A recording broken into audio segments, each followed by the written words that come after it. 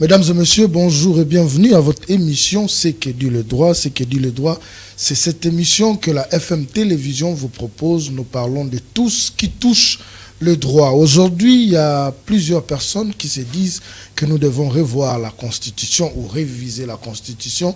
Certains parlent du changement de la Constitution et aujourd'hui, avec notre invité, nous voulons aussi en parler, savoir si révision constitutionnelle, il y a qui doit demander à ce qu'il y ait révision constitutionnelle. Si on doit changer la Constitution, qui doit demander qu'on puisse changer la Constitution, de quelle manière cela doit se faire et quelles sont les incidences qui viendront après la révision de la Constitution ou le changement de la Constitution. Sur ce plateau, Maître Dani Tchamala, nous avons l'habitude de le recevoir dans notre émission Grande Analyse, mais aujourd'hui, il vient comme praticien de droit. C'est-à-dire, c'est avec lui que nous allons essayer de voir le faille de la Constitution que nous avons aujourd'hui. Bonjour, Maître. Bonjour, Monsieur Alain. Comment vous allez? Non, je vais très bien. On se retrouve aujourd'hui pour une émission de droit différemment de ce que nous faisons. C'est vrai que le débat a commencé dans une émission politique, mais ça nous renvoie dans une émission de droit. Mais d'emblée, pourquoi il faudra réviser ou changer la Constitution de la République démocratique du Congo? Monsieur Alain, c'est un plaisir pour moi d'être sur votre plateau de télévision et dans votre émission pour discuter ou expliquer à la population congolaise sur ce que les gens appellent révision constitutionnelle, modification de la Constitution, changement de la Constitution. Je crois que dans votre introduction, vous avez parlé de deux termes déjà. Oui. Révision ou changement. Et j'ajoute un troisième terme, c'est modification. Ok. Donc, je comprends que dans cette émission, nous allons essayer d'expliquer d'abord aux gens, parce que vous avez parlé de ces termes, et puis vous avez parlé aussi de qui peut initier comment cela doit se faire. Voilà. Donc, c'est ça, c'est que nous allons essayer d'expliquer à notre population pour que les zones d'ombre qui règnent dans les têtes des Congolais ou la confusion qui est sémée par les politiciens puisse être élaguée dans leurs têtes. Parce que nous devons discuter des choses pour l'avancement de notre pays et non pour l'intérêt des individus. Parce qu'aujourd'hui, quand il faut parler de la Constitution, non, il ne faut pas toucher à la Constitution, il ne faut pas faire ceci. Mais d'entrée de jeu, je peux vous dire que si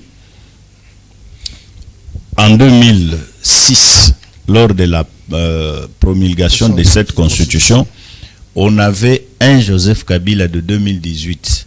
Il ne pouvait pas promulguer cette constitution. Comment ça? Pourquoi? Parce que Joseph Kabila de 2006, c'était un Joseph Kabila beaucoup plus pacifique. Il cherchait à ce qu'il n'y ait pas de guerre en République démocratique du Congo, qu'il n'y ait pas le bain de sang, qu'il n'y ait pas la division, qu'il n'y ait pas ceci. Il pouvait tout accepter pour l'intérêt de l'unité du Congo. Okay. Alors, lorsqu'il est arrivé maintenant aux affaires, il a reçu ce qu'il avait besoin de réussir, donc c'est-à-dire l'unification de la République démocratique du Congo, mettre fin à plusieurs rébellions qui avaient attaqué, ou plusieurs armées qui avaient envahi la République démocratique du Congo.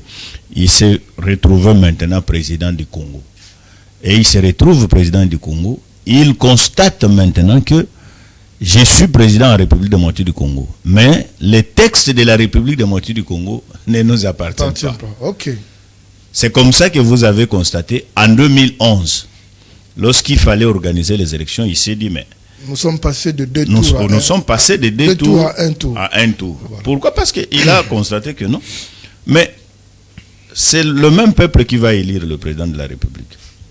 Mais nous devons dépenser combien d'argent pour élire un individu? Et cet argent pouvait servir à autre chose. C'est comme ça qu'il a dit non. Nous devons quitter de deux tours à un seul tour pour tout simplement des besoins économiques. Donc économiser quand même quelque chose pour l'intérêt de la nation. Ce n'était pas une façon pour lui de chercher comment gagner les élections ou s'éterniser au pouvoir. Mais le discours qui a été véhiculé au sein de la population, non, c'est parce que Kabila a peur des élections, Kabila avait fait ceci, fait cela. Non. Au fait, l'intérêt majeur, c'était ça. Mais comme au Congo, nous sommes habitués toujours à ne pas croire à tout ce que le dirigeant dit, mais on croit à tous ceux qui ne sont pas au pouvoir disent. Vous voyez un peu? Alors que ceux qui ne sont pas au pouvoir cherchent à y arriver, mais celui qui est déjà au pouvoir, il est en train de gérer pour l'intérêt de la nation, donc pour l'intérêt général. Il ne peut pas faire quelque chose pour nuire sa population, alors que c'est cette population qui a porté son dévolu sur lui. Donc, je comprends que c'est pourquoi j'ai dit, si on avait Joseph Kabila de 2018, en 2006, à l'époque, il ne pouvait pas promulguer cette constitution. Parce qu'en 2018, déjà, il a constaté que malgré tout, la population congolaise a compris au moins que le Congo est victime d'un complot de la communauté internationale. Alors, c'est comme ça que vous avez constaté, même lors de la publication des résultats des élections de 2018, il y a notre agresseur de toujours, le président Paul Kagame du Rwanda, qui demande à notre institution d'appui à la démocratie, la CENI, de ne pas publier le résultat. Vous comprenez? Il dit que la Cour constitutionnelle, une Cour constitutionnelle congolaise, de ne pas confirmer d'abord les résultats en attendant que lui arrive en République démocratique du Congo en tant que président de l'Union africaine. Vous comprenez un peu? Et par la clairvoyance de Joseph Kabila, il s'est dit non, le Congo c'est un État souverain. Et il doit faire ses affaires et les élections relèvent des affaires internes de chaque État. Il n'y a pas interférence pour dire que non, l'Union africaine, l'Union européenne ou les États-Unis, quoi que ce soit. Il a demandé à ce que les résultats soient publiés et que les résultats soient aussi confirmés. Vous comprenez? En ce moment-là, il s'est mis maintenant comme défenseur de la République démocratique du Congo, contrairement à ce qui s'est passé avant 2018. C'est comme ça que vous avez compris qu'il avait accepté de modifier ou de réviser certaines dispositions de la Constitution. Maintenant, je vais pour dire ceci. Notre population doit comprendre qu'en matière électorale, en matière constitutionnelle, nous avons trois termes. Les trois termes sont lesquels? Il y a d'abord ce qu'on appelle, donc nous pouvons parler de quatre termes. Il y a d'abord ce qu'on appelle d'abord la rédaction de la Constitution. Vous comprenez? La rédaction de la Constitution. Écrire d'abord la Constitution. Et pour écrire la Constitution, il n'y a pas un organe habilité à écrire une Constitution. Donc, on peut prendre les gens de plusieurs souches de la société, on le met ensemble, constituer une commission, un comité pour rédiger la Constitution. Et cette Constitution, une fois rédigée, lorsqu'il y a une assemblée nationale déjà installée, on peut proposer ça à l'Assemblée. L'Assemblée va discuter sur les dispositions de la Constitution. Lorsqu'ils adoptent ça, ils peuvent présenter ça, ils peuvent envoyer au Sénat pour la seconde lecture. Et après quoi, on peut renvoyer ça au président de la République pour que cette dernière soit promulguée. Vous comprenez un peu? Mais il y a d'autres termes maintenant, c'est le terme que vous avez utilisé ici, la révision de la Constitution. La révision de la Constitution, c'est quoi? Parce que, bon, la télé, c'est aussi le temps. Nous devons aller le plus rapidement possible. La révision de la Constitution, c'est quoi? La révision de la Constitution, c'est au fait revoir, réexaminer quelques dispositions contenues dans la Constitution. Ce qui a été déjà écrit. On revoit ça parce que nous avons constaté lors de notre marche que certaines dispositions de cette Constitution posent problème. C'est comme l'exemple que nous avons dit ici de 2011, lorsqu'on a constaté que nous dépensons plus à 2 tours, mais nous pouvons réserver au moins quelque chose. C'est comme ça nous avons quitté de 2 tours à un seul tour. Là, on a parlé de la révision de la Constitution. On a réexaminé tout simplement une disposition de la Constitution qui pose problème. Là, c'est la révision constitutionnelle. Donc, pour ce qui est de la révision constitutionnelle, même la Constitution elle-même prévoit sa révision. La Constitution elle-même, donc, prévoit sa révision. Donc, on peut réviser la Constitution. Maintenant, à ce qui concerne le changement de la Constitution, c'est là où pose problème. C'est ainsi que vous comprenez même partout dans la classe politique, on parle non, voilà, tu sais qu'il dit, cherche à se maintenir au pouvoir. C'est là où pourquoi?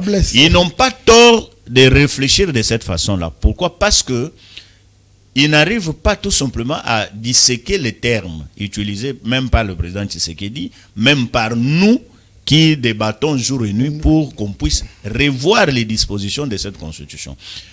La révision constitutionnelle ne veut pas dire le changement du régime, comme je l'ai déjà expliqué ici. Mais le changement de la constitution vient avec le changement du régime. Vous comprenez? C'est-à-dire, comme présentement là, nous sommes dans un régime présidentiel. Mais lorsqu'on va changer maintenant la Constitution, nous quittons la 3e République vers la 4e République. Et nous changeons maintenant le régime. C'est là maintenant que les politiciens ont peur pour dire que Tshisekedi cherche à se maintenir au pouvoir. Parce que si nous quittons la 3e République vers la 4e République et que le régime change, Tshisekedi cherche à se maintenir. En fait, ma question c'est celle de savoir, ces changements-là nous amènent quoi? C'est-à-dire en termes de République, c'est vrai que nous quittons la 3e pour la 4e et ça lui redonne l'accès de venir se représenter. Lorsque la Constitution est changée, c'est-à-dire que la Constitution ancienne n'existe plus. Donc tout tombe. Tout tombe. Maintenant, nous sommes... Et Kabila peut revenir. Parce que nous sommes maintenant régis par de nouvelles règles. Ok. Vous comprenez? Là, c'est le changement de la Constitution. Donc, nous sommes maintenant régis par de nouvelles règles. À moins que, dans cette Constitution qui est changée, qu'il y ait des dispositions qui interdisent à ceux qui avaient déjà bénéficié de la Constitution ancienne de se représenter aux élections. Mais je doute fort... Donc le changement joue en faveur de tout le monde. Joue en faveur de tout le monde. Ok. Vous comprenez? Pas seulement en faveur de celui qui est en place, même en faveur de celui qui était déjà parti. Vous comprenez un peu? Alors, maintenant, il y a ce qu'on appelle la modification de la Constitution. Voilà. Ça, c'est le troisième terme. Lorsqu'on parle de la modification de la Constitution, c'est-à-dire qu'on va toucher à certains points clés de la Constitution. Je suis en train de voir ici. On ne touche pas tous les articles. Mais c'est quelques dispositions de la Constitution, mais des points clés. Par exemple, lorsque nous sommes, moi je suis pour la modification de la Constitution. Je ne suis pas pour le changement, je ne suis pas pour la révision, mais je suis beaucoup plus pour le changement. Pourquoi je parle de la modification? Pourquoi je parle de la modification de la Constitution? Parce que, je prends seulement un exemple. Lorsque vous prenez les assemblées provinciales de la République démocratique du Congo, nous en avons 26. Et avec 26 assemblées provinciales, en raison de 15 députés tout simplement par province, prenons seulement 15 députés, nous faisons 15 députés fois 26. 26 provinces. Nous avons combien de députés qu'il faut payer? Nous avoisinons l'Assemblée nationale. Voilà. Et maintenant, d'ailleurs, le nombre de députés provinciaux dépasse le nombre de députés nationaux. Non, en faisant le calcul par rapport à 15, voilà. Et maintenant, regardez le rendement de ces assemblées provinciales. Aucune assemblée provinciale n'a permis à une province de se développer. Aucune assemblée provinciale. Et qu'est-ce que nous avons vécu? Nous avons assisté tout simplement à des motions, des conflits, voilà, il y a ceci, le gouverneur là fait cela, il fait ceci, et pendant ces touï-bouï, qu'est-ce qui se passe? Il y a détournement des deniers publics.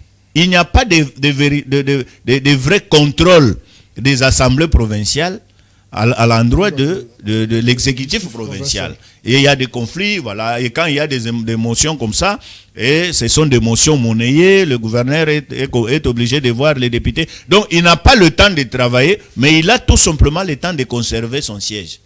Vous comprenez un peu? Et maintenant, comme moi je soutiens la modification de la Constitution, j'ai dit, nous pouvons supprimer les assemblées provinciales.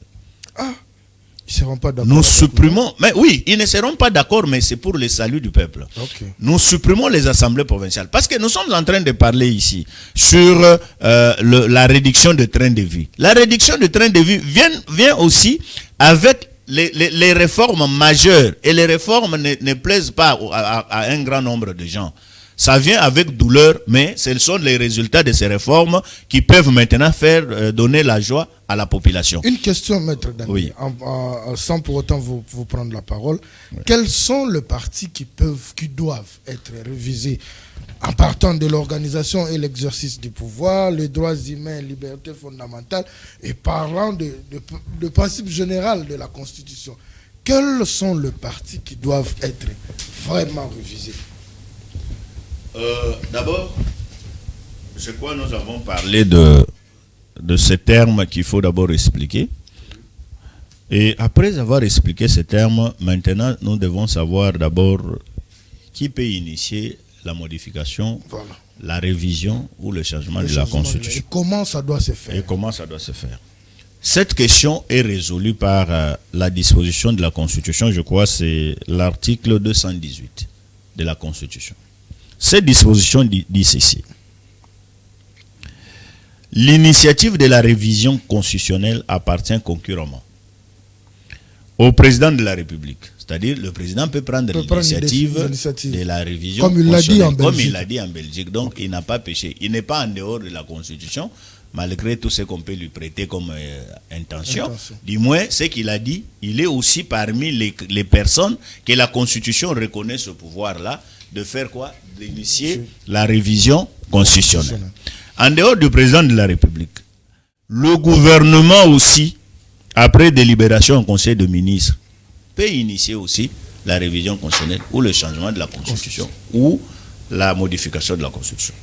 En dehors du gouvernement, il y a le membre du Parlement, donc le député. Actuellement, un député peut initier, ou même un sénateur, parce que le membre du Parlement, ils peuvent initier aussi la modification ou la révision de la Constitution. En dehors d'eux, la Constitution dit encore, une fraction du peuple congolais, en l'occurrence 100 000 personnes s'exprimant par une pétition adressée à l'une des deux chambres. Donc, tel que moi je suis là, je peux réunir 100 000 signatures, je m'adresse à l'Assemblée nationale, que voilà, j'ai réuni mes 100 000 signatures pour que nous puissions amorcer la révision de la Constitution. Là, c'est la procédure qu'il faut respecter, qui peut initier voilà, et tout ça. Et une fois que vous allez saisir la Constitution, vous allez saisir l'Assemblée nationale ou soit le Sénat par rapport à votre pétition avec 100 000 signatures, donc on amorce la procédure. Comment cela est amorcé? Et cela est amorcé comment? Parce que ici, vous avez initié votre pétition, vous avez les textes que vous proposez telle autre disposition doivent il faut avoir déjà une proposition. Oui, il faut avoir déjà une proposition. Vous ne pouvez pas demander la révision de la Constitution sans préciser quelle disposition doit être révisée. Et le pourquoi. Okay. Vous motivez votre demande, vous motivez votre souhait. Même quand vous allez récolter les signatures, la population ne viendra pas, 100 000 personnes ne viendront pas signer la pétition sans comprendre d'abord le pourquoi ils doivent signer. Effectivement. Vous comprenez? Donc, vous expliquez, vous dites que non, voilà, il y a telle disposition de la Constitution qui pose problème ou qui empêche le pays à se développer. Et en ce moment-là, la population vous fait confiance, il signe la pétition, vous amenez ça au niveau de l'Assemblée nationale pour que cela soit examiné. Et en dehors, comme vous l'avez fait de cette façon-là, ça ne demande pas à ce que ça passe par un référendum. Vous comprenez? Ça doit se discuter au niveau de l'Assemblée nationale, le texte final est arrêté, on envoie au Sénat pour la deuxième lecture et on présente le dossier au niveau du président de la République pour sa promulgation. Mais quand est-ce qu'arrive le référendum? Le référendum, c'est lorsque, par exemple, cela émane du président de la République. L'initiative émane du président de la République. il veut avoir le point de vue de la population. Vous comprenez? Okay. Il veut avoir le point de vue de la population. Lorsque cela émane de quoi? Du gouvernement, par exemple. Okay. Vous comprenez? Pourquoi leur initiative demande à ce qu'on puisse passer par référendum? Parce que ce sont eux qui sont les exécutants de ce que nous avons comme texte en République démocratique du Congo. Okay. Vous comprenez? Ce sont eux les garants. C'est le président de la République qui est le garant de la Constitution. On risque de croire qu'il est en train de modifier des choses pour son propre intérêt. C'est comme ça qu'il doit passer, expliquer à la population que l'initiative prise par moi pour réviser cette Constitution tire son origine ou son fondement dans le fait que pour améliorer les conditions de votre vie, je suis bloqué à tel endroit, à tel endroit, à tel endroit. Par exemple, ce que je venais de dire ici par rapport au gouverneur de province. Oui. Je suis en train de proposer que le gouverneur de province soit nommé par le président de la République. Et que nous puissions avoir au moins un gouvernement provincial, mais pas avoir une assemblée provinciale. Vous comprenez? Là, c'est ce que vous pensez. Ce que je suis en train de proposer pour que cela soit inséré dans la révision ou dans la modification de la Constitution. Donc, lorsque vous expliquez maintenant à la population comprend que non, voilà, la modification là nous est favorable. En ce moment-là, ils vont répondre par oui ou non. Vous comprenez un peu? Et en ce moment-là, les textes passent. Vous comprenez un peu? En ce moment-là, les textes passent. Et souvent, le référendum a toujours été souhaité lorsqu'il s'agit du changement de la Constitution. Vous comprenez? De repartir à zéro. Oui, repartir à zéro. Il faut, parce que cette Constitution va régir la marche de la République démocratique du Congo. Okay. Vous comprenez? Et la population doit être d'accord avec les textes qui va régir le destin de leur pays. C'est pourquoi on soumet ça souvent au référendum. On ne peut pas modifier ou changer la Constitution par voie de 100 signatures amenées au niveau de l'Assemblée nationale et on change la Constitution. Non, on doit passer par référendum pour que toute la population puisse s'exprimer. Revenons à ma question. Quels sont les partis qui doivent être touchés en premier? Comme vous dites que vous êtes d'avis, vous êtes pour la modification et non le changement et pas non plus la révision. La partie ayant trait à l'organisation et l'exercice du pouvoir, ou les droits, les libertés fondamentales et devoirs des citoyens, ou encore la partie qui parle de la souveraineté, c'est-à-dire la nationalité. Quels sont les partis qui doivent, ou la partie à priorité? Parce que, à en croire certaines langues, que si ces souhaits de changement ou de modification y est aujourd'hui par ces régimes, c'est pour chercher à s'éterniser au pouvoir et y voir plus les articles ayant trait à la durée de mandat du chef de l'État et puis tout ce qui garantit le pouvoir du chef de l'État. Alors, selon vous, qui êtes d'avis de cette modification, quelle est la partie qu'il faudra vraiment modifier avec beaucoup plus d'attention? Oui, merci beaucoup, M. Alain. Je crois que lorsque la Constitution est promulguée ou est votée, c'est pour régir les relations des dirigeants et de la population, des États et de notre État et d'autres États aussi. Mais voilà que pendant que nous marchons avec cette Constitution, il y a des remarques que nous sommes en train de faire. Nous constatons qu'il y a blocage quelque part. Je ne veux pas aller trop loin, je prends seulement le cas que nous sommes en train de vivre maintenant. Le président de la République, élu au suffrage universel direct, prête serment au mois de janvier. Mais la Constitution donne à ce président de la République le pouvoir de nommer un premier ministre au sein de la majorité. Et une fois que le premier ministre est nommé, le président de la République a prêté serment au mois de janvier. Nous avons pris combien de temps pour que le Premier ministre soit connu? Plusieurs mots. Plusieurs mots. Ouais. Et tout ça pourquoi? Parce que la constitution que nous avons, je crois que c'est l'article 78. L'article 78. Le président de la République nomme le Premier ministre au sein de la majorité parlementaire après consultation de celle-ci. Le président de la République nomme le Premier ministre au sein de la majorité parlementaire après consultation de celle-ci. Mais cette constitution ne donne pas un délai au président de la République pour dire que après avoir prêté serment, vous disposez d'autant de jours ou d'autant d'heures pour nommer le Premier ministre.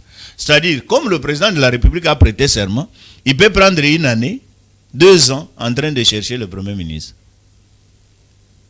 Et qui va gérer le Congo au quotidien? Parce que ce n'est pas le président de la République, c'est le Premier ministre avec son gouvernement.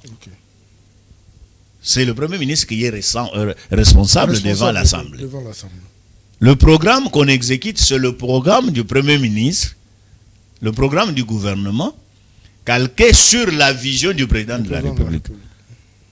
Vous comprenez un peu? Et maintenant, cette disposition nous dit tout simplement que le président de la République nomme le Premier ministre au sein de la majorité parlementaire. Mais on ne donne pas le délai au président de la République, le délai pendant lequel il doit faire ces choix-là pour permettre à ce que le Congo puisse fonctionner normalement. On se limite là. Et lorsqu'il nomme, peu importe le temps que ça prendra, il n'y a pas de contrainte pour le président de la République. Il peut se dire que non, le Premier ministre qui est là, c'est mon ami, c'est un membre de mon parti politique ou c'est mon frère. Je ne peux pas me précipiter pour qu'il puisse quitter, qu'il continue à bénéficier des intérêts en tant que Premier ministre. Et il les garde là pendant 1 année, 2 ans. Il vous dit que non, je suis en train de chercher un oiseau rare. Voilà, avec ça, ça donne maintenant le soif ou l'intention, ou ça donne maintenant aux gens le souci de restreindre un peu ce pouvoir-là du président de la République en mettant un délai pour lui dire que non, vous n'avez pas la liberté d'aller comme vous voulez, mais c'est dans 3 ou 4 jours après votre prestation de serment que vous allez nommer le Premier ministre. J'ai ouï dire beaucoup de gens quand il y a eu les élections au Sénégal pour dire non, voilà ce qui s'est passé au Sénégal. Aussitôt investi, il a nommé le Premier ministre. Le Premier ministre, aussitôt nommé, il a amené, présenté son gouvernement et tout ça, tout ça. Mais tout ça, c'est quoi? C'est comme ça que les textes sénégalais ont organisé leurs choses. Mais chez nous, on ne donne pas un délai au président de la République pour nommer. Et vous connaissez le Congo à la dimension continentale. Et dans notre habitude sous l'arbre à palabre, nous sommes habitués à négocier, discuter, rediscuter à tout moment. Et des discussions interminables. Et tout ça pourquoi? Non, il faut que ça soit moi, pas celui-là. Et tout ça, les gens prennent leurs enfants, leurs femmes, leurs belles-sœurs, leurs beaux-frères pour placer dans des postes importants. Vous comprenez un peu? Mais s'il y avait un délai par rapport à ça, je crois que le Premier ministre qui a été nommé il y a de cela 3 mois maintenant devrait déjà faire un travail. Parce que le Premier ministre, une fois nommé, où le gouvernement investit, il doit faire preuve de sa sagacité dans les 100 jours. Mais il a jusque-là, elle n'a pas encore commencé. Elle n'a pas encore commencé. Alors qu'elle pouvait déjà nous prouver effectivement de quoi il est capable pendant 100 jours. On a dépassé déjà les 100 jours là. Sous le régime de la continuité d'expédier les affaires courantes. Vous comprenez? Donc c'est ça. Il y a une faiblesse par rapport à ce niveau-là. Il y a une faiblesse par rapport à ce niveau-là. Une autre faiblesse. Vous allez constater que la Constitution dit que le gouvernement provincial ne peut pas avoir au-delà de 10 ministres. Donc, chaque gouvernement provincial doit avoir au moins 10 ministres. Mais la Constitution ne dit pas que le gouvernement central doit avoir autant de ministres. On laisse ça à l'appréciation maintenant, soit du président de la République et de son Premier ministre.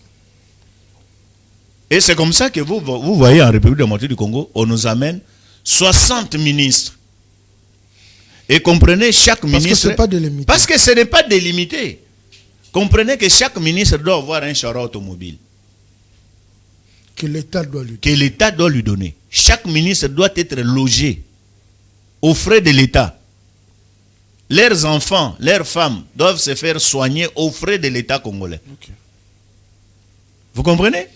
Pourquoi pas insérer dans cette disposition la taille du gouvernement central, comme on a inséré la taille du gouvernement provincial. Okay. Insérer aussi la taille du gouvernement central. Dire que le gouvernement central ne peut pas dépasser 26 ministres, parce qu'il est question dans cette constitution de la représentativité.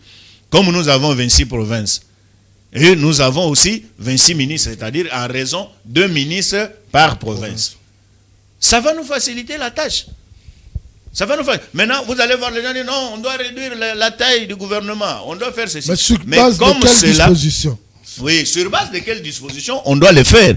La question a été posée au président de la République par rapport à cette pratique où vous voyez quelqu'un, je prends Madame Fifi Masuka, gouverneur de province, sénateur, député national, député provincial. Elle va occuper quel poste? Et qu'est-ce qui va se passer maintenant? Ce sont ces suppléants. Ce sont ces suppléants. Mais quand vous regardez maintenant dans cette histoire des suppléants, vous allez constater que soit moi je suis candidat, le suppléant qui vient c'est mon fils aîné. Quand je suis à la députation provinciale, mon suppléant c'est mon beau-frère. Quand je suis de l'autre côté. Donc l'argent de la République... Est-ce qu'on ne peut pas aussi trouver une disposition empêchant, interdisant? Voilà, c'est ce que je suis en train de dire. Que tout ça doit être réglé par la Constitution. Lorsqu'on parle de la députation nationale, lorsqu'on parle de membres de gouvernement, lorsqu'on parle, qu'on puisse mettre des conditions qui peuvent permettre à ce que celui qui est déjà député national ne peut pas encore se représenter pour d'autres postes ou d'autres élections, d'autres mandats électifs. Même si vous avez des suppléants. Quand est-ce qu'on le suppléant, on a besoin de suppléants, pourquoi? On a besoin de suppléants pour dire que peut-être que vous avez bénéficié des mandats nominatifs, vous êtes député, on vous nomme par exemple ministre. PCA. Vous ne pouvez pas en même temps être député, être ministre. En ce moment-là, vous laissez quelqu'un d'autre. C'est celui-là, votre suppléant, il peut exercer les fonctions que vous avez. Soit on ne le souhaite pas, la mort arrive, parce que tout le monde va mourir. La mort peut arriver pendant que vous êtes député national. Quand vous mourrez, on ne peut pas laisser ce poste-là vide. Il y a votre suppléant qui va remplacer. Maintenant, regardez que comme la loi n'interdit pas, comme la Constitution n'interdit pas cette affaire, vous trouvez quelqu'un, il est sénateur, il est gouverneur, il est député provincial. Et je crois lorsqu'il y aura des élections de bourgmestres, ils vont se représenter encore comme des bourgmestres. Vous comprenez? Donc, bourgmestre, député provincial, député national, sénateur, gouverneur des provinces. Et si on ne fait pas attention, ministre. Parce que certains seront aussi ministres. Voilà, certains seront ministres. Maintenant, dis-moi, donc la République démocratique du Congo appartient tout simplement à une classe de personnes, une catégorie de personnes, une clique d'individus qui doivent gérer l'argent de la République. Quelques familles seulement, comme on nous disait à l'époque, que Mobutu, durant tous ses 32 ans au pouvoir, il a géré ce pays qu'avec 500 familles. Regardez la dimension de la République démocratique du Congo, mais ça a été géré que par 500 familles. Quel peut être l'élément déclencheur pour que nous ayons effectivement la modification de cette constitution? C'est vrai qu'aujourd'hui, les gens sont en train de parler. Vous venez de nous dire ici comment est-ce que, c'est-à-dire la procédure ou de quelle manière on peut arriver à modifier la Constitution. Vous avez expliqué le président de la République peut entamer une démarche, le deux chambres, c'est-à-dire l'Assemblée nationale et le Sénat, 100 000 signatures. Mais à ce jour, nous tous, apparemment, on commence à sentir un blocage. Le peuple en a marre, comme vous venez de l'évoquer ici, qu'il y a une seule personne, mais qui se retrouve élu dans 4 élections. Il est sénateur, il est gouverneur, il est député provincial, il est député national. Et le peuple ne se retrouve pas. Comment est-ce que, ou quel peut être l'élément déclencheur pour que ce que la population revendique puisse l'avoir aujourd'hui, bien que certains sont encore réticents sur les changements de la Constitution. Monsieur Alain, s'il faut que je parle de l'élément déclencheur de cette modification de la Constitution, ce n'est pas réservé à une catégorie de personnes. Ok. Comme le président de la République, d'ailleurs, vous vous rappellerez qu'avant que le président de la République parle de cette modification, dans plusieurs de vos émissions, nous avons parlé de la modification de cette Constitution. Nous avons dit, pendant la période non suspecte, nous avons dit que cette Constitution nous pose des problèmes. Pourquoi la Constitution nous pose des problèmes? C'est en regardant le comportement de nos dirigeants, en regardant la situation de la population, tout ce qui se passe en République démocratique du Congo. Vous comprenez un peu? Et vous avez constaté, même à l'entrée du président de la République actuelle au pouvoir, il y a eu ce que nous avons, le service de l'IGF. Nous avons tous applaudi ici. Et le service de l'IGF avait commencé maintenant à enquêter sur la gestion de certains dignitaires. Et vous avez compris et vous avez constaté, quelques temps après, il y a eu de la calmie, comme si on ne s'intéresse plus encore à cette affaire-là. Pourquoi? Parce que on a constaté que ces gens ont déjà détourné. Ils se sont achetés des maisons, ils ont fait ceci, ils ont fait cela. Il n'y avait pas de contrôle, il n'y avait pas de sanctions dans ce sens-là. Quand le président Tshisekedi arrive, il restaure l'inspection générale des finances qui existait. On avait des inspecteurs de finances, mais ils ne faisaient pas ce travail que nous sommes en train de voir aujourd'hui. Mais après avoir fait ce travail-là, la population constate qu'il y a un problème. L'IGF constate qu'il y a un problème. Au lieu de commencer à poursuivre ceux qui avaient détourné, mieux vaut empêcher les détournements. Vous comprenez un peu? Mieux vaut empêcher les détournements. Maintenant, nous, la population, qui ressentons maintenant les dégâts, les conséquences de ce qui est posé par les dirigeants, les conséquences de l'inefficacité de notre Constitution, les conséquences de l'incohérence même de cette Constitution. Qu'est-ce que nous devons faire? Nous devons prendre la chose à main. Et prendre la chose à main, qu'est-ce qu'on peut faire? Et là, je peux emprunter pour une fois l'expression d'Ambongo ou de Chiolé pour dire qu'un citoyen courageux peut prendre l'initiative parce qu'il lui est permis de récolter 100 000 signatures et déclencher les processus pour que la révision, la Constitution soit modifiée. Vous comprenez un peu? Même moi qui vous parle, je peux prendre cette initiative-là. Je ne me limiterai pas seulement à faire des émissions. Je ne me limiterai pas ici. Je vais prendre cette initiative. Et je crois aussi, là je vais m'efforcer de rencontrer l'honorable Steve Mikaï. Je crois qu'il avait déjà récolté aussi des signatures pour la modification de cette Constitution. Et il avait abordé les choses de la même façon que moi pour la suppression du Sénat. Pourquoi supprimer le Sénat? Il faut supprimer le Sénat. Vous savez, le Sénat en République démocratique du Congo, je prends seulement d'abord l'exemple d'autres pays aussi, d'autres États aussi. Lorsque vous arrivez au Sénégal, Macky Sall arrive au pouvoir, il trouve qu'il y avait l'Assemblée nationale, il y avait le Sénat. Mais le travail qui était fait par l'Assemblée nationale, c'est le même travail qui était fait par le sénateur. Maintenant, il dit, mais pourquoi nous devons payer 2 fois l'argent à ces gens ici? Vous savez combien le Sénat nous a coûté pendant les 5 années du président Tshisekedi? C'est en termes de millions. Oui. Vous connaissez le scandale de la sénatrice Ngoya avec Tamboy Mwamba. C'était par rapport à la réfection d'une salle de congrès. On nous a parlé des millions. On nous a parlé des millions. En dehors de cette histoire de réfection, ces sénateurs sont dotés de chariots automobiles. Le président du Sénat a tout un cortège. Vous comprenez? Mais donc, on donne le cortège à l'Assemblée nationale, on donne le cortège au Sénat, mais le travail de contrôle et autres est fait par l'Assemblée nationale. Le Sénat fait le travail de contrôle en donnant des conseils. Est-ce que vous comprenez un peu? Alors, avec ça, nous sommes en train de dépenser plus d'argent pour la République démocratique du Congo. Nous dépensons l'argent beaucoup plus pour les institutions que pour les projets qui sont salvateurs pour la population. Vous comprenez? Donc, on doit supprimer le Sénat.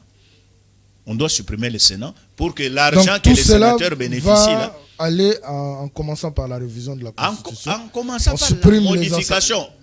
C'est pourquoi j'ai parlé de la modification, parce qu'on va toucher des grandes lignes dans la Constitution. Okay. Donc, on supprime le Sénat, les assemblées provinciales, on autorise au président de la République de nommer les gouverneurs. Parce qu'il y a une disposition ici qui donne le pouvoir au président de la République de nommer les ambassadeurs, les hauts fonctionnaires et tout ça. Okay. Tout ça. Il faut qu'il nomme aussi les gouverneurs des provinces. Parce que, je vous ai dit ici, j'ai déjà parlé avec vous, vous savez, les élections de gouverneurs de province, ils sont élus par les députés provinciaux. Oui. Mais si les assemblées sont supprimées, qui sont leurs électeurs? Ils doivent être nommés par le président de la République. Vous comprenez? Et les sénateurs, comme on doit supprimer les assemblées provinciales, on supprime aussi le Sénat parce que les sénateurs n'ont pour électeurs que les députés provinciaux. Et là, oui. on va faire quoi? On va conserver ou bien on va capitaliser les fonds qui sont dilapidés inutilement pour des gens qui ne travaillent pas. Et on va affecter cet argent-là au projet d'agriculture, pêche et élevage pour le développement du Congo. Voilà, Maître Dani Chamala, nous sommes pratiquement arrivés à la fin, mais je voulais à ce que vous puissiez résumer en lingala, parce que tout ce qui nous... Je sais que quand on parle des droits, il faut le parler en français parce qu'il n'y a pas de termes appropriés à lingala.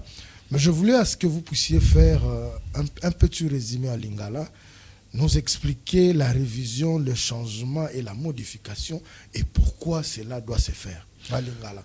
Oui, merci beaucoup pour la question. C'est un exercice très difficile à faire, mais je vais m'efforcer à Rosala Yango pour être ndekona biso ba kongomani balanda biso ba yoka ndenge ndekona ngai moko je crois ndeko Pati Malanga lobaka ba tolongola bon sambulu nyonso oyo ezali na mitu ya ba congolais oyo bazotia bango koloba ke non soki to modifier constitution Tshisekedi akotika la éternellement au pouvoir balingi ba komisa Congo royaume. Non, constitution eza plus âgée et puis a une longue durée de vie que biso batu.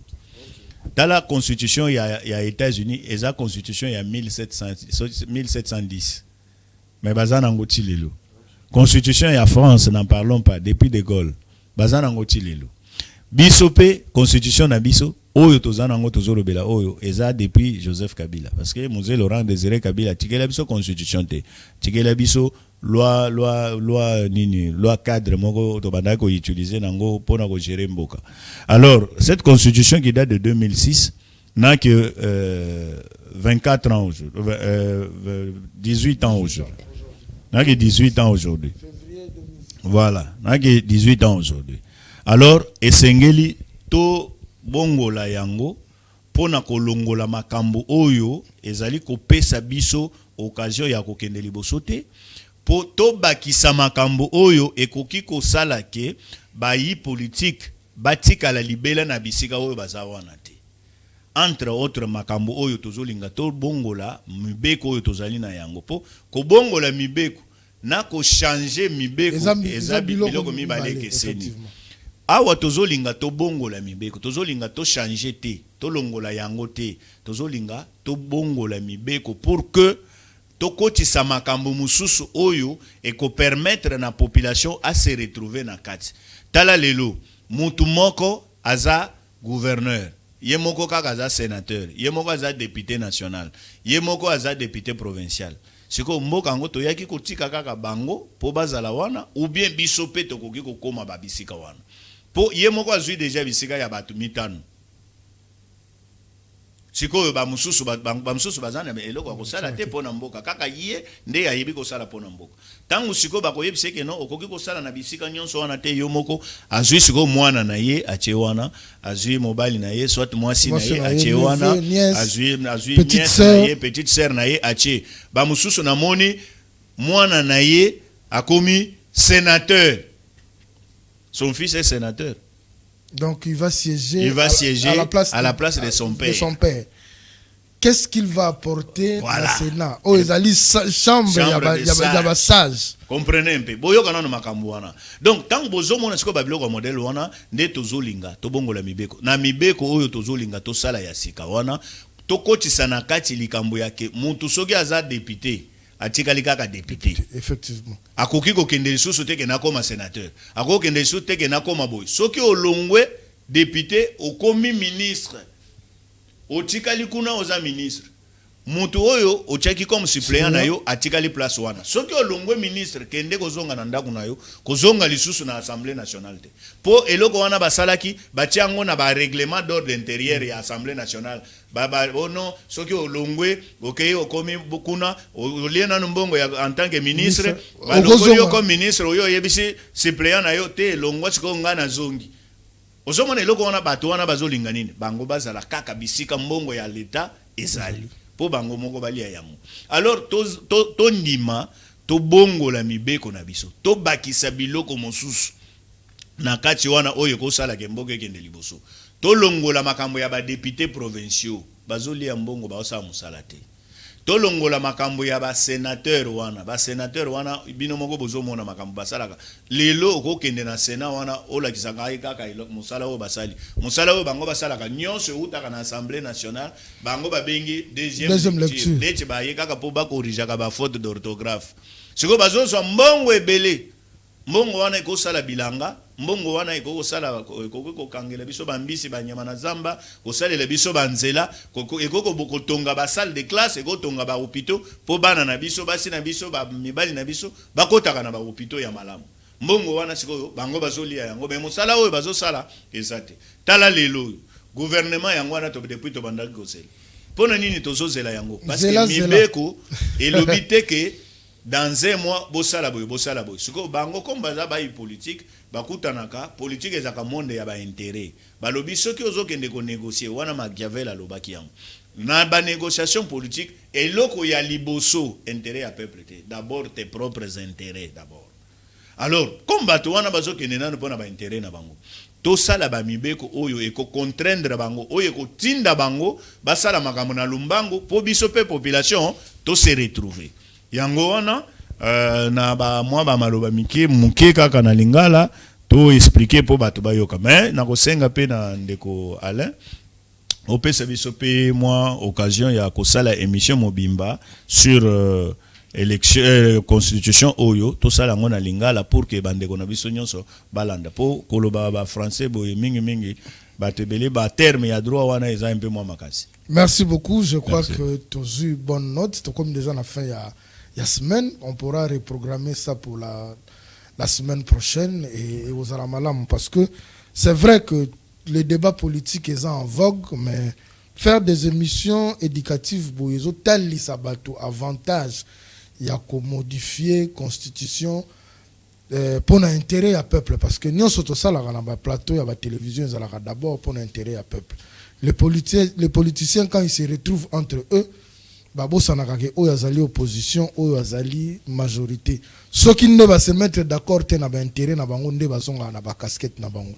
Je pense que on va organiser des émissions pareilles chaque semaine toko banozwaka comme constitution za subdivisé na ba chapitre. Voilà. On peut prendre chapitre par chapitre pour que permettre à ceux que bato bazolanda biso ba yeba pe na ko comprendre tina nini isengeli prinza ko modifier constitution et en parlant de chapitre to na point où to lobeli il faut to modifier pour que boye intérêt à peuple et intérêt à politicien.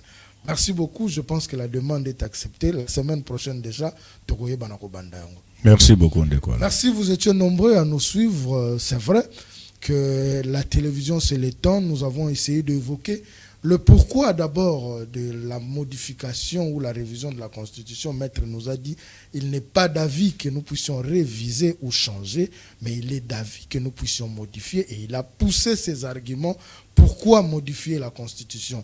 Ceux qui pensent qu'ils ont un avis contraire par rapport à ce que venait de nous dire Maître Dani Chamala peuvent nous joindre et pourquoi pas organiser même un débat. C'est vrai que c'est une émission qui parle droit, mais on peut aussi organiser un débat à deux parce que c'est par le choc d'idées que jaillit la lumière. Donc, nous pensons que notre plateau reste disposé pour vous qui pensez que vous pouvez contredire Maître Dany Tchamala. On se retrouve la semaine prochaine, mais toujours dans ce même sujet sur la révision constitutionnelle, mais nous allons évoquer chapitre par chapitre pour que nous puissions vraiment connaître pourquoi il faut modifier la Constitution. Au revoir.